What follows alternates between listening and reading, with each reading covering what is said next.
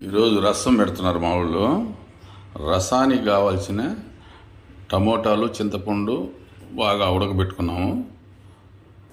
రసానికి కావాల్సిన మసాలాలు కందిపప్పు, ధనియాలు, మిరియాలు, జీలకర్ర,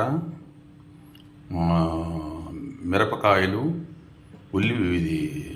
ఎల్లుల్లి అంటే తెల్లబాయలు, పుదీనా, కొత్తిమీర, రసం.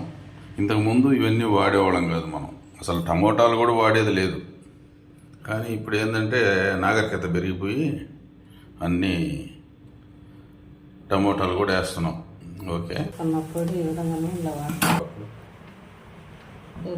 పుదీనా,